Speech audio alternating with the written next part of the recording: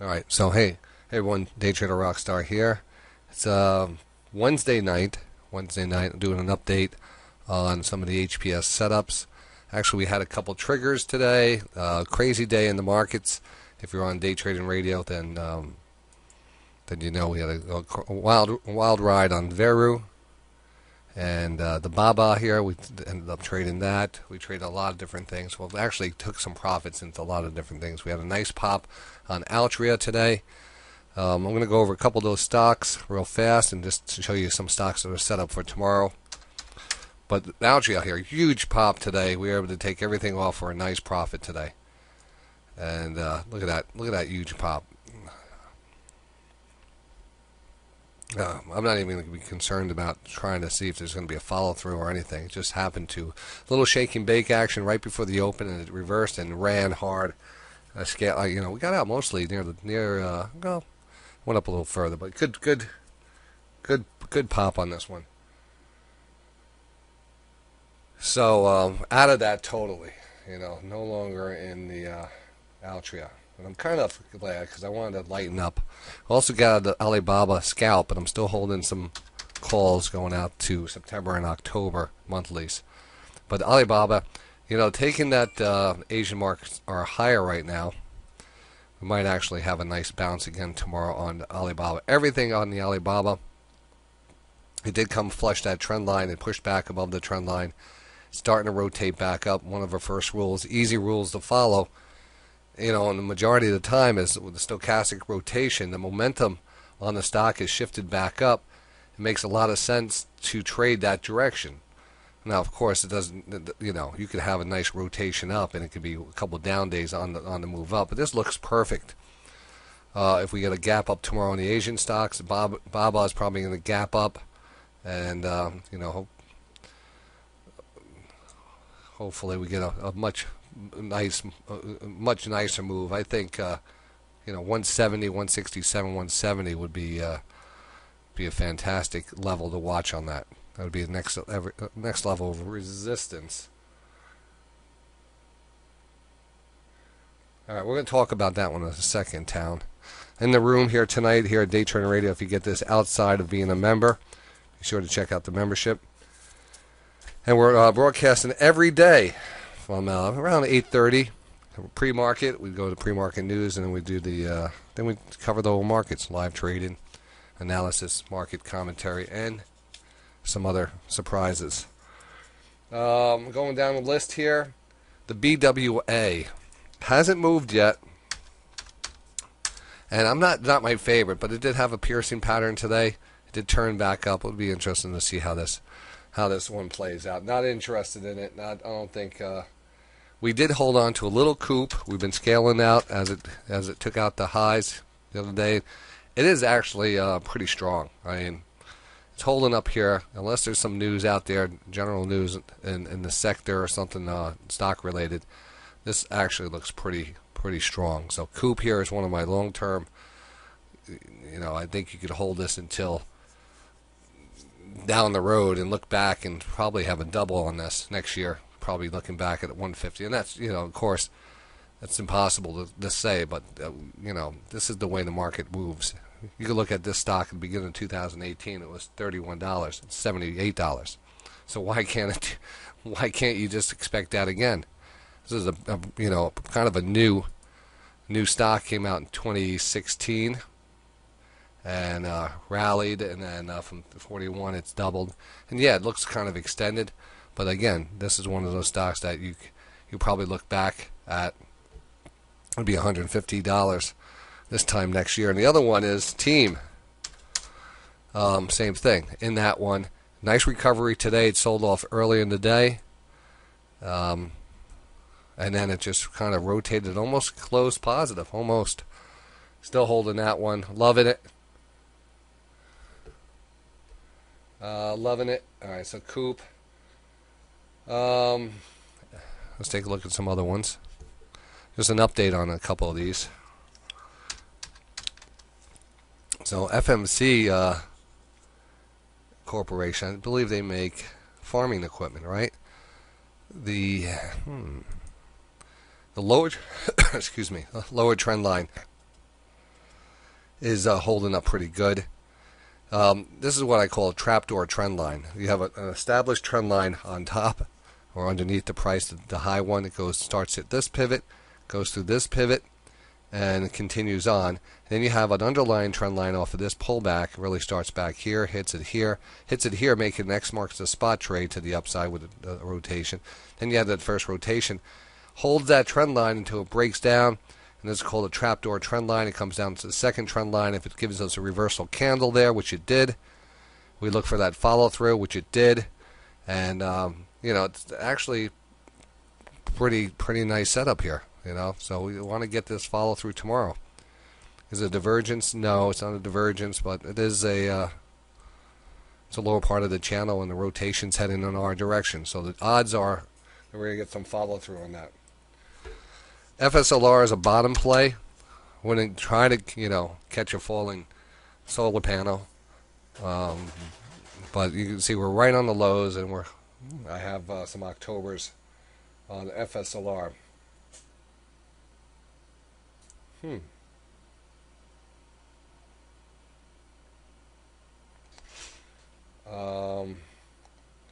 IBM. Big move in IBM today. Big move, trying to break out, and then it reversed. Wow. This one's having a hard time just getting going. It had a nice rip here early. Went up to our resistance line, pulled back, tested it again, pulled back, and then kind of just stalled out and closed pretty flat on the day. But the pattern still remains here. And this pattern right here, from this level when we're overbought and the sideways consolidation, not taking out the lows, but continue to push low, was, in one case, what we call a price stochastic divergence, where the momentum has shifted down, was pushing down, but the price is maintaining a sideways to upward grind. And as close to this gets to oversold, and this holds that level, the better chance that when the momentum shifts, this has a breakout to the upside. And today it almost looks like it was going to happen. So that still is under looking good. I started in JP Morgan today. JP Morgan. And mostly because there's a lot of focus on Goldman Sachs being down 10 days, now 11 days in a row. It never happened in the history of Goldman, of its stock. It's been down more than 11 days. So here we have 1, 2, 3, 4, 5, 6, 7, 8, 9, 10, 11. And, the other stocks, the peer group, JP Morgan, JPM, same thing, kind of 1, 2, 3, 4. This one actually had an up day, so it doesn't qualify. But overall, the last 10, 11 days have been slightly down. But you can notice there's not a steep angle to this as there was in Goldman. Goldman was pretty much broke down through the 200, broke down through the 20, and broke down through the 50. If we look at JP Morgan, you're seeing a little relative strength because we're nowhere close to the 200. We're holding on to that. We basically broke down through the 20, but we're chopping around that 50 right now. And it's really a first pullback off of a channel breakout. Actually, this is the first channel. This is the breakout. This is the first rotation. That was the bounce, and then kind of failed, and that's where we are right now. So, Tradometer ES overbought. Oh, there's an overbought. TLRY didn't hit the scanner. We've been doing well. I had the CGC TLRY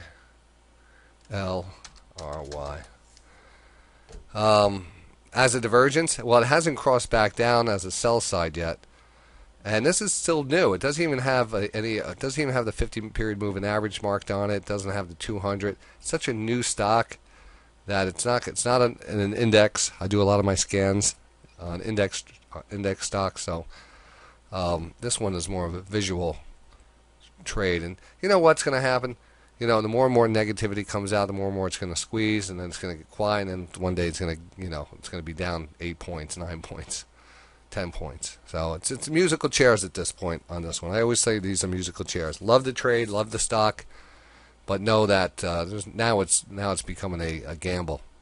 It's really a game of musical chairs. The music is going, but when the music happens, who's going to sit down first on this one? Then we have some interesting ones. We'll have the liquidity, which nothing's going on. It actually was down 300 today on my box because I have a lot of shares. Well, over that on that, I have 300 on this. So there's the other one, 600 altogether. Trading 72 to 85. So that's that's a penny speculative stock. We're not really updating that one, but just going down my list of stocks that I'm in right now. LLY.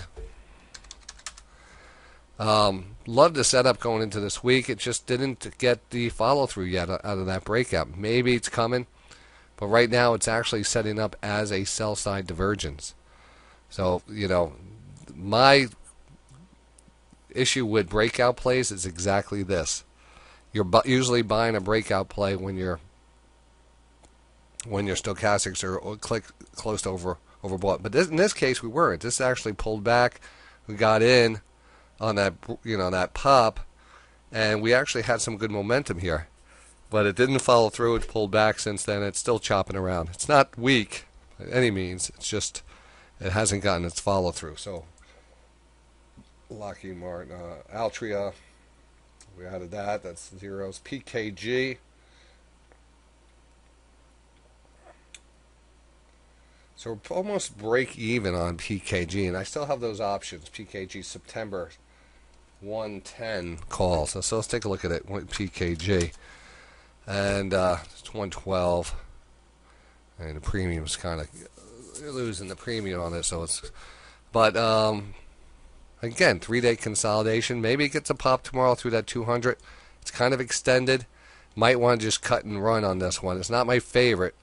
This was actually a nice pullback to the trend line, a nice pop, brought us back into kind of a positive trade on this, and it's just kind of stalled out here.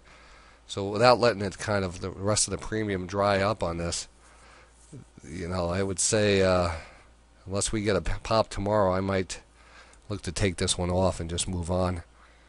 That's PKG. SWK. Did I sell any of that today? Let's see what my trade lock says. I don't think I touched it, but I have it. I have Octobers in this. 145 calls. It's trading at 145 now, and it's Octobers. And look at that candle. Now this is we dissected this trade. Easy downward channel to identify. Divergence is our breakout. The pullback, the first trend line bounce. The pullback, and then a lot of chop here, the rotation back to a trend line. That was the main thing we wanted to see if it was going to hold that trend line, because you had this pivot here and this pivot here. So once you establish those two pivots, that third pivot should be hold up pretty good, and it did. So you really do have that change of trend. You have a lot of space up here where we could actually go visit that, but the 200 period moving average is right there. But I think we have plenty of room. We're in a very powerful area right here on the stochastics. It's 64.27. It's not even close to that 80, 90 area. So we should get maybe another pop on this. 149, another 4 points would be beautiful. So that's that. SWK. We talked about the team. We did team. I already talked about the team. UNH. Now, UNH is another one of those type of breakout plays. But, again, right from this point on, it actually failed, gapped down, and now reversing. And then probably this one will reverse. I mean, this stock, if you look back at the last couple of years, every pullback needed to be bought. And look how far the stochastics are pulled back on this. This does look to me like a nice buy. Every time, if we're back to the 50, we're very close to that level, it usually reverses and pushes higher. Not an exact science, but there it is right there. And of course the Veru. Let's talk about the Veru. A lot of people want an update on the Veru, technically speaking. I'll do an update on the Veru right now. Let me see actually. A lot of interesting stuff. The news came out on Vera today. Actually, good news came out as they talked to the FDA. They got the okay for their trial, one and a half trial. There was some, things that they had to file, and everything was accepted, and they have the go ahead to do these trials. So the FDA is on board, and basically it was a good report. Stock did not move on that. Not that much interest in it, but there was a seller in this recently that was concerning and kept on hitting the stock around that what was that, 190 to $2 area.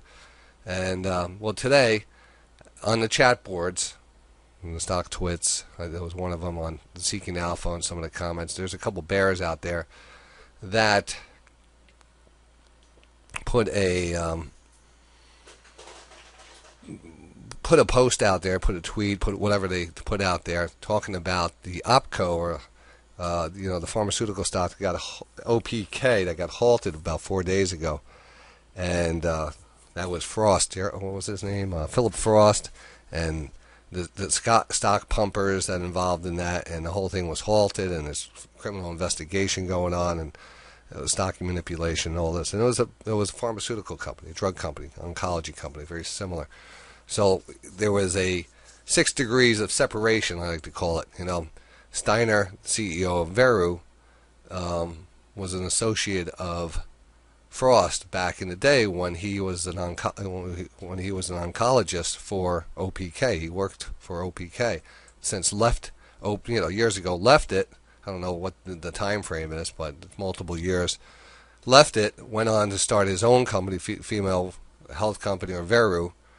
And then again did the deal with ASCO, merged the two, became an oncology or female health now, and that was that's what they are now. But through association, because he once worked for OPCO, the attackers came out, the bears came out, or whatever, the shorters came out and said, this guy had a relationship with him, and this is going to affect Veru stock. So there was panic in Veru today. There was panic because of this, and it dropped. It dropped hard. Look at that drop. All right, but look at that return, and it was a crazy day. I was digging out the information as we were going. All of it was false. There was just people just bashing the stock for some reason about this thing, and it was all BS. It was really BS, and that's what happens. On these liquid stocks, these cheaper stocks. They could go both directions. You could pump them, but you could also pump them down too. You could actually manipulate them. Now, what's the reason of the manipulation? Was it a short seller that got in a couple days before and then triggered the selling, or was it someone who wanted to accumulate stock because they know good news is coming down the pipe? I think it's manipulation to the downside. I think someone's accumulating this stock. There was some decent volume at the end of the day, and it basically closed down 2 cents. Ended up picking up some more today at 170. Had some people that picked it up in the 150s. People here at Day Trading Radio, I saw come by saying I picked it up 155, 158. So a lot of people picked it up down here. But again, I was a deer in the headlights at that point. I'm like, you just don't know, who's telling the truth anymore. So I was, when you see the selling, you're like, well, what if there is bad news? What if there is an association? And through our research and through our connections, knowing the story, it is not that way. It's just BS that's being posted just to manipulate the stock. So maybe that was shown the way it came back at the last few minutes. They kind of just ripped this thing right back up. Left a huge candle. Now this happened back in May. They drove this stock down to 140. Same price level. Same people came out on the chat boards, came out with some negative comments and scared the stock out. It reversed, closed, back up, not down 100%, but back up in the next few days, consolidated and drove higher to its highs. So again, manipulation. Why? Maybe someone was trying to accumulate shares here, and then they ran it. Same thing, same posters out there, same bearish or manipulators. See, another reason I think they could be manipulating the stock and not just fully trying to short the stock is because they're so obviously, bashing it. They're bashing it and coming out saying, I'm a bear on the stock, instead of just making an opinion. And when people hang out on these boards, it's also troubling. It's just like these people. The only ones that really hang out and really do things on these things are the people who try to manipulate the stock, and then you have to somehow defend it. If the information's wrong, how do you defend it? You have to go back. You have to go on there and kind of defend it on the thing. Anyway, it was good news. The news is good. The trials are going forward. The relationship between this guy, Philip Frost, and Steiner was a professional relationship back in the day when he was an oncologist. That's what he does. Oncologist for their company, then left and did his own thing. And there hasn't been anything between them since. That's just a false story, and there was never any proof or any linkage to that. So the market got scared, and it shows that there was an opportunity. If you took that opportunity, I'm very curious to see how the day is going to play out tomorrow. I really am. Volume is huge candlestick. I mean, what if we see this thing run? And this is funny because last couple of weeks I put out a post just talking about the technical nature of the stock. And when you have a technical nature of a stock like that, and you break down, what does this give you right here? I am live, someone. What does this give you? Do you see that the stochastics didn't even budge on that rotation down? And what's the strongest divergence there is? Is one where it doesn't even move the momentum indicator. The stochastics are important because they're measuring. Well, it just. I'm not going to go into a whole class on stochastics, but it's comparing the price, each candle's price compared, how in a relationship where it closes towards the highs or the lows, and even the last 2 days, it hasn't even budged the stochastics here. That's huge for me. That's huge because you had a little pullback here and it turned it right over. Here you had huge pullback, huge. And yet it continued to point higher out of that original divergence. So where are we looking for this thing tomorrow? Up and away. Up and away. I mean, this. If this continues to move up from this, then it just proves that it was just stock manipulation. What are you going to do? Just happen to be in something I'm in. You might be in. It happens. Hell. Happens. I've seen it happen in big stocks. Philip Morris was manipulated this morning. You would think that all hell was breaking loose. It kind of gapped down and then ripped 4 or 5 points higher.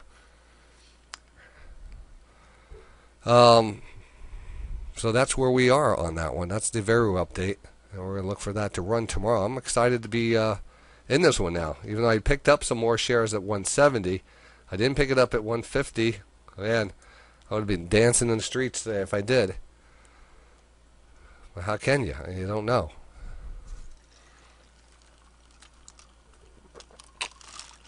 Excuse me. So that's getting down to the V section of my portfolio, as you can tell. Underneath that, I have WDC. Now WDC here, nice move today. Bada bing, bada boom. WDC here and STK, both of these STX. Both of these we're gonna file under the same ones, and this is very potential for follow through tomorrow. Western Digital, I expect some probably, I don't know, what should I say? Activist investor interest in this. Someone is going to stir things up on this. They're going to have a nice position down here, and they're going to stare this and talk about breaking up, whatever. They know how to manipulate these stocks, especially the ones that were once darlings and have pulled back over 100% or half 50%. And this still has a great name. It's still a great storage device. And look at, this looks ideal for a situation like that. So I like this a lot. The STX Seagate, same thing. This is actually the daily. You can actually see this lower trend line. Big reversal candle today. Big reversal candle, pushed back up, flushed out all the lows. Didn't really turn over on the divergence. So this actually follows through on the divergence type of setup too. Just right there, right where it doesn't pull back underneath that 20 line. That breaks, so double bottom, big piercing pattern. It never really turned over. There is a gap up here, which is 51. That's like 2 points, about 2 points higher, brings us to that gap area, and probably brings it to the 20 and close to the 200 and every other moving average out there. But as you can see, even though you gap down here, you can make that run back up. It's not a bad run to make. So I like this one for tomorrow. I'd almost yeah, and that was another thing. The guy said, I have no proof. So he's kind of protecting himself. He's doing it to manipulate the market. If he didn't have proof, you're just looking for bad shit. You're looking for bad stuff, and you're throwing it out there knowing it's going to affect the market. Game is up.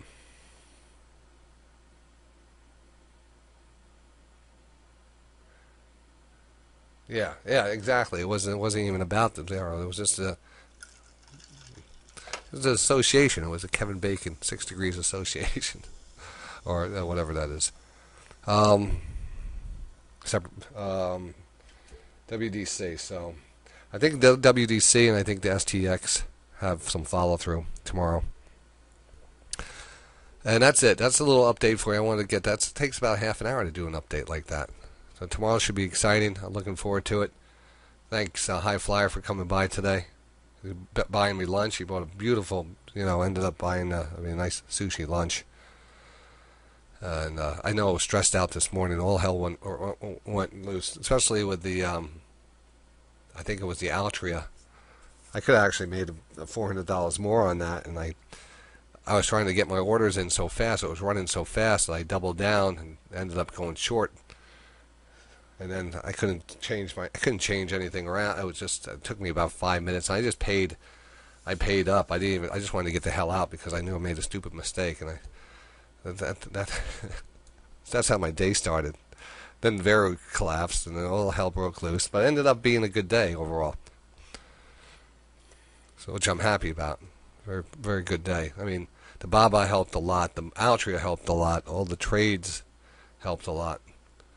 Everything we're holding helped counteracted everything. So now we move up here tomorrow on Veru, and we're going to be sitting pretty. All right, we'll see you in the markets tomorrow. This is DayTraderRockStar signing off for DayTradingRadio.com.